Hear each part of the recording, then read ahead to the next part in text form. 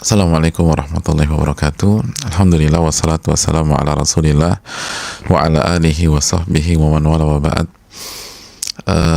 Saudaraku yang semoga Allah muliakan, tidak ada kata yang pantas untuk kita ucapkan pada kesempatan kali ini kecuali bersyukur kepada Allah atas segala nikmat dan karunia Allah berikan kepada kita, sebagaimana salawat dan salam semoga senantiasa tercurahkan kepada Rasulullah sallallahu alaihi wasallam beserta para keluarga, para sahabat yang istiqomah dan umatnya yang istiqomah berjalan di bawah naungan sunnah beliau sampai hari kiamat kelak. Saudaraku yang semoga Allah muliakan, ada banyak pertanyaan yang masuk tentang wanita haid di 10 hari terakhir ini, bagaimana cara mereka mendapatkan Lailatul Qadar, dan ada banyak sekali kesedihan yang menyelimuti saudari-saudari kita yang harus menjalani hari-hari haidnya di 10 hari terakhir di bulan Ramadan. Bahkan ada sebagian mereka tidak bisa dipastikan 10 hari terakhir ini dalam kondisi berhalangan. Dan begitu juga dengan wanita yang nifas, tentu saja, yang baru melahirkan, yang tidak bisa sholat dan lain sebagainya. Makanya 10 hari ini bisa dikatakan mereka dalam kondisi halangan. Saudariku yang semoga Allah muliakan, yang pertama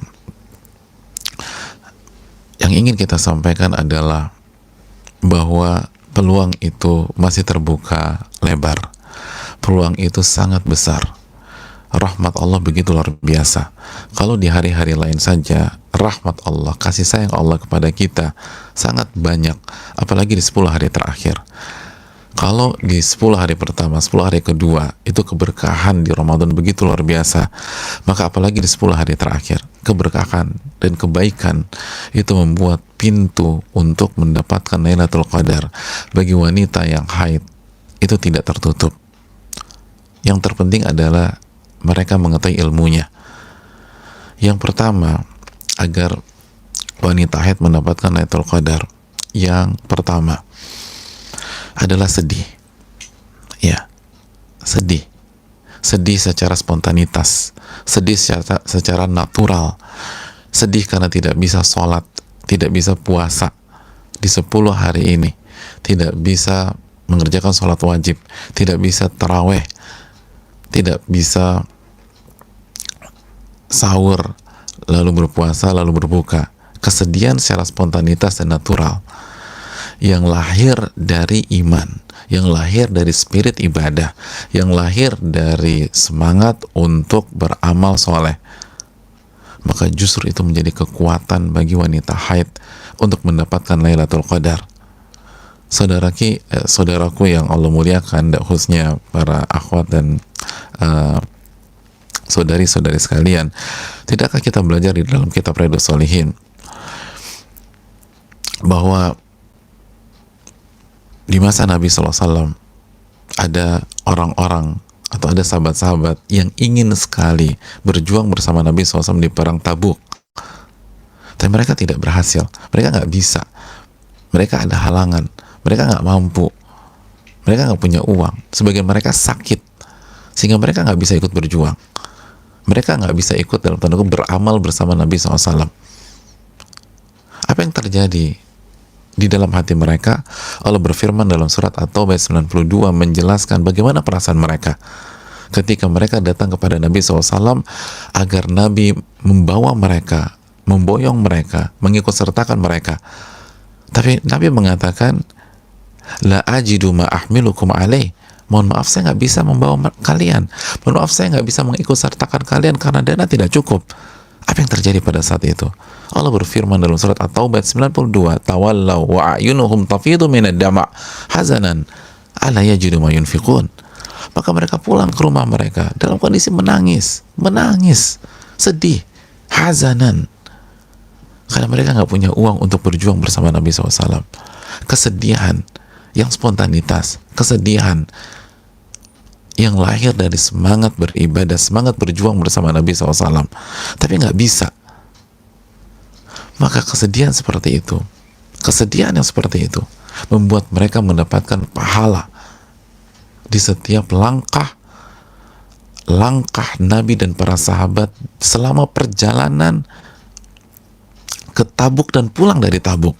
Kata Nabi SAW, di saat perjalanan pulang, kata beliau, di hadapan rombongan pasukan yang akan pulang dari Tabuk ke Madinah, kata Nabi SAW, inna aqwaman khalfa nabil Madinah, sesungguhnya ada orang-orang di kota Madinah, masalakna syi'ban wala wadiyan illa wahum ma'ana, tidaklah kita melewati sebuah jalan di kaki gunung atau melewati sebuah lembah, dalam riwayat masir tu masiran, tidaklah kita melangkah melewati seluruh jalan-jalan ini illa wahum ma'ana, kecuali di sisi Allah mereka bersama kita. Mereka bersama kita, mereka mendapatkan pahala kita, mereka mendapatkan keutamaan kita, mereka mendapatkan pengguguran dosa sebagaimana kita mendapatkan.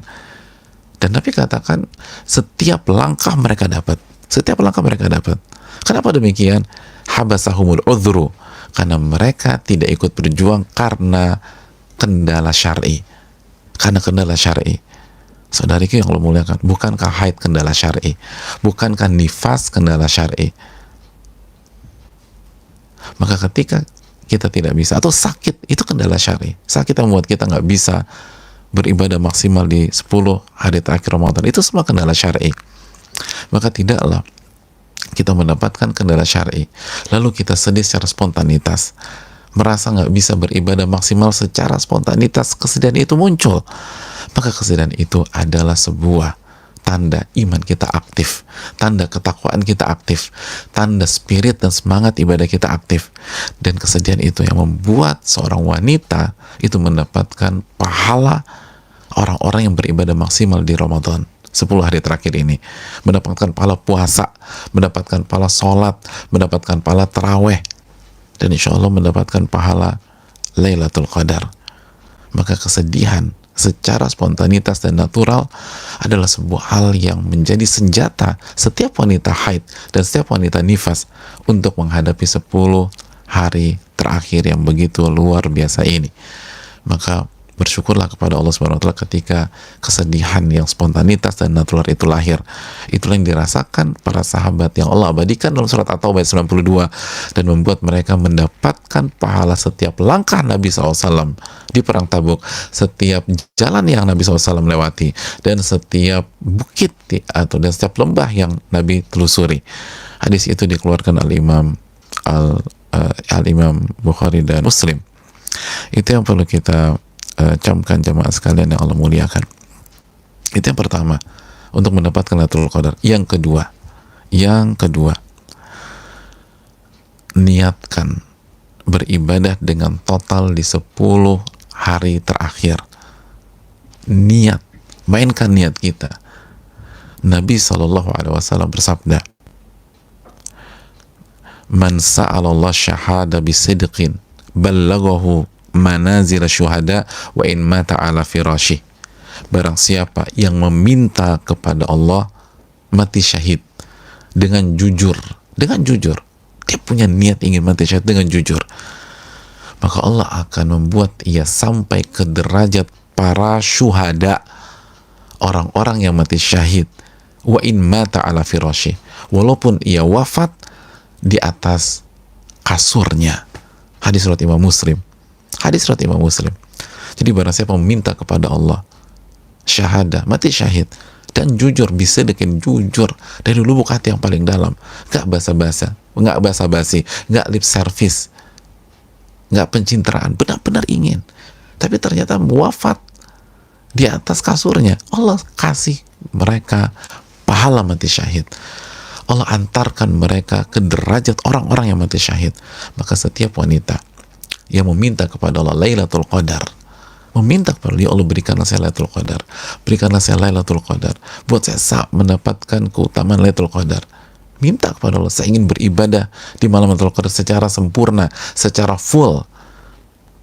Maka Allah akan berikan ia Lailatul Qadar dan pahala Lailatul Qadar secara full, walaupun 10 hari terakhir ini nifas, walaupun 10 hari terakhir ini haid, dan dia nggak bisa full dalam taraweh, nggak bisa full di dalam sholat isya, sholat subuh dan lain sebagainya, dan dia nggak bisa puasa, maka jujurlah kepada Allah, minta kepada Allah, jujurlah kepada Allah dan minta kepada Allah mendapatkan Lailatul Qadar dengan ibadah full, dengan ibadah full. Dan kita kembali ke hadis yang sebelumnya. Kenapa mereka mendapatkan seluruh langkah-langkah Nabi SAW di perang Tabuk? Karena mereka jujur dan mainkan niat mereka. Maka mainkan niat untuk mendapatkan Lailatul Qadar dan mintalah kepada Allah, kepada Allah Subhanahu wa taala. Dan tekad bulat bahwa saya siap beribadah full di 10 malam ini. Tapi kalau nggak bisa, maka kita tetap mendapatkan pahalanya sebagaimana hadis riwayat Imam Muslim. Yakinlah dengan hal ini, jujurlah kepada Allah dan mainkan niat kita. Ingat kata para ulama, ta'allamun niyah, pelajarilah niat, fa innaha ablagu minal amal. Seringkali niat itu lebih cepat daripada amal itu sendiri dan lebih mengantarkan kita pada pahala dibanding amal itu sendiri. Itu yang kedua. Yang ketiga, saudaraku yang semoga Allah muliakan, lagi-lagi mainkan niat. Niatkan saat kita tidak sholat dan pada saat kita tidak puasa, itu dalam rangka menjalankan aturan Allah Subhanahu wa taala, dalam rangka beribadah kepada Allah Subhanahu wa taala. Maksudnya apa? Maksudnya jamaah sekalian, Allah berfirman dalam surat Az-Zariyat ayat 56, "Wa ma khalaqtul jinna wal insa illa liya'budun." Tidaklah aku ciptakan jin dan manusia kecuali untuk beribadah kepada diriku. Apa makna ibadah? Ketika Allah mengatakan tidaklah aku ciptakan jin dan manusia kecuali untuk beribadah kepada diriku. Makna ibadah dijelaskan Al-Imam Mujahid, li'amurahum wa anhahum, untuk aku perintah dan untuk aku larang. Maka perlu kita camkan, ibadah bukan hanya mengerjakan perintah seperti mengerjakan perintah sholat, puasa, zikir, dan lain-lain. Tapi ibadah juga adalah saat kita menjauhi larangan. Jadi ibadah adalah menjalankan perintah dan menjauhi larangan. Nah, saya ingin bertanya, ketika wanita haid, ketika wanita nifas, adakah larangan untuk diri mereka? Jawabannya ada. Larangan untuk sholat, larangan untuk puasa, larangan untuk taraweh. Maka ketika seorang wanita haid atau nifas tidak sholat wajib, tidak sholat duha, tidak sholat rawatib, tidak sholat taraweh, dengan niat menjauhi larangan Allah karena Allah yang larang dia untuk sholat, maka dia dapat pahala ibadah kepada Allah. Wanita yang tidak puasa dengan niat menjalankan larangan Allah, mohon maaf, dalam rangka menjauhi larangan Allah, menjalankan aturan Allah karena Allah yang melarang dia puasa ketika haid, maka dia mendapatkan pahala ibadah. Allahu Akbar. Jadi ketika ada dua wanita, yang satu suci, yang satu haid, lalu masuk waktu maghrib, yang satu sholat maghrib karena menjalankan perintah Allah untuk sholat maghrib, yang satu tidak sholat maghrib karena menjauhi larangan Allah, tidak sholat maghrib, maka yang pertama dan kedua dapat pahala ibadah. Sekali lagi kita ulang, apabila dalam satu malam, nanti malam misalnya ada mawar dan melati, mawar sholat isya karena dia suci, melati tidak sholat isya karena dia haid. Mawar salat isya karena menjalankan perintah Allah, melati tidak salat isya karena menjauhi larangan Allah karena dia haid, maka mawar dan melati dapat pahala ibadah. Masuk lagi taraweh, mawar salat taraweh dengan niat menjalankan perintah Allah, salat taraweh, melati tidak salat taraweh karena menjauhi larangan Allah, nggak boleh salat wajib atau sunnah atau taraweh, maka mawar dan melati sama-sama mendapatkan pahala ibadah, sama-sama bertakarub kepada Allah Subhanahu wa taala. Sekali lagi, terakhir, melati atau mawar puasa besok karena menjalankan perintah Allah, suruh puasa, beliau suci. Melati tidak puasa karena beliau haid dan menjauhi larangan Allah, Allah larang puasa bagi wanita haid, maka mawar dan melati detik demi detik besok sama-sama beribadah kepada Allah Subhanahu wa taala. Mainkan niat, ini luar biasa. Wanita haid gak kehilangan apapun. Wanita haid gak kehilangan apapun. Ketika saudaranya sholat tarawih 2 jam misalnya karena menjalankan perintah Allah, maka dia tidak sholat tarawih karena menjauhi larangan Allah, dia dapat pahala. Apalagi kalau dia berniat sebagaimana tips yang sebelumnya. Kalau saya suci, saya akan sholat taraweh 2 jam sebagaimana mawar sholat taraweh 2 jam, maka dia dapat pahala juga. Sebagaimana tadi kita bahas hadisnya, barang siapa yang minta syahadah dengan jujur, Allah akan sampaikan dia ke derajat syuhada walaupun dia wafat di atas kasurnya. Ini kesempatan besar jamaah. Jadi sedih spontanitas penting, tapi jangan isi seluruh hati kita dalam kesedihan. Ada banyak pahala besar menanti kita.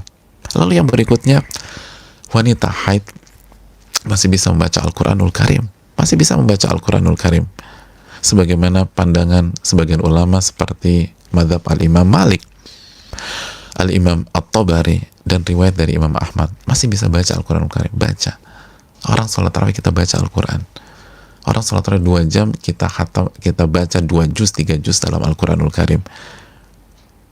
Namun kita perlu ingat, para ulama kita menyatakan jangan menyentuh langsung dengan mushaf. Oleh karena itu, jika kita ingin membaca Al-Quran, bisa dengan 2 tips. Tips yang pertama, apabila kita ingin menyentuh mushaf, maka hendaknya menggunakan sarung tangan atau sapu tangan atau mukena sehingga tidak ada kontak langsung. Dan ini diantaranya adalah pandangan ulama mazhab Hanabilah. Atau kita bisa menggunakan handphone, gadget, tablet, dan lain-lain.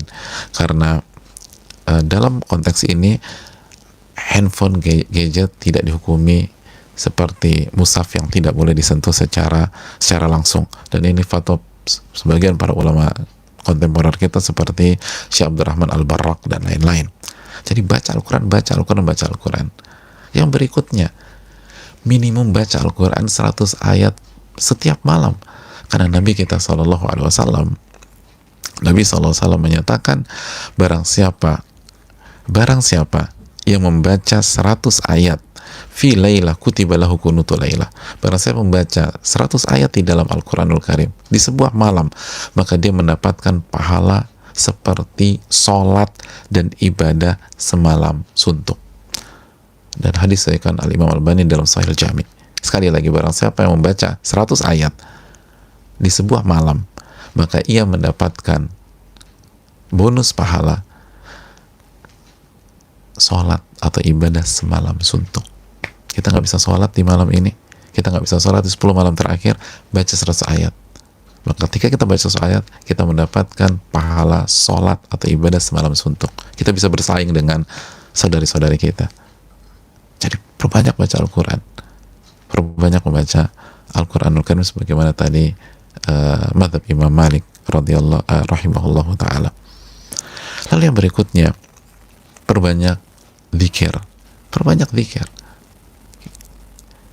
Kita bebas berzikir walaupun kita haid dengan kesepakatan para ulama, dengan ijma para ulama. Ini dijelaskan Imam Nawawi, dijelaskan Al-Imam Qudamah dan lain-lain. Perbanyak zikir, perbanyak baca tasbih, perbanyak baca tahlil, perbanyak bertahmid, mengucapkan alhamdulillah, perbanyak baca subhanallah walhamdulillah wala ilaha illallah wallahu akbar. Perbanyak membaca zikir. Ini hal penting. Terus yang berikutnya, baca 2 ayat terakhir dalam surat Al-Baqarah.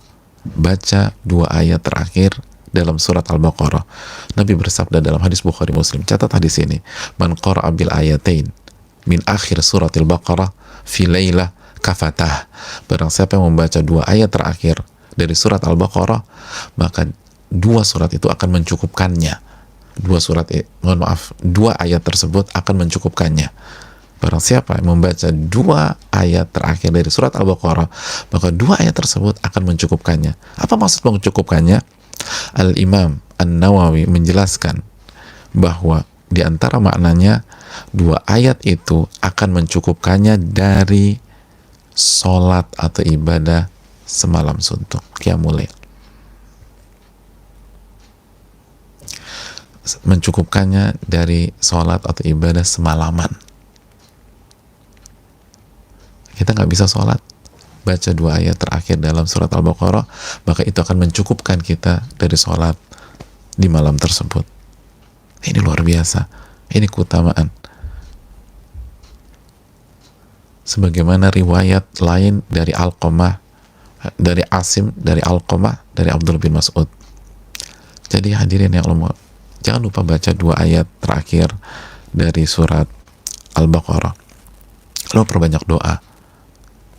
Wanita haid, wanita nifas bisa memperbanyak doa. Perbanyak Allahumma innaka afuwun tuhibbul afwa fa'fu anni, dan doa-doa yang lain. Minta sama Allah, minta taufik, dan khususnya tadi minta dengan jujur agar kita mendapatkan Lailatul Qadar walaupun kita sedang haid dan sedang nifas, maka Allah akan berikan kita hal tersebut walaupun secara kuantitas ibadah kita mungkin gak sebanyak atau sebanyak saudari kita yang bersih atau yang suci, tapi kalau kita jujur minta kepada Allah, berdoa kepada Allah, kita akan mendapatkan hal itu semua. Lalu yang berikutnya, sabar. Khususnya bagi wanita yang haid yang sakitnya luar biasa, sabar itu penting. Kita meremehkan sabar, padahal sabar bisa membuat kita mengalahkan saudara-saudari kita yang melakukan sholat taraweh. Allah Subhanahu wa ta'ala menyatakan, berfirman di dalam surat Az-Zumar ayat 10 ya, ayat 10 Allah mengatakan, innama yuwaffas sabiruna ajrahum bighairi hisab. Sesungguhnya orang-orang sabar Allah kasih pahala atau Allah sempurnakan pahalanya tanpa hisab, unlimited, tanpa limit, tanpa batas. Pahala orang sabar itu unlimited.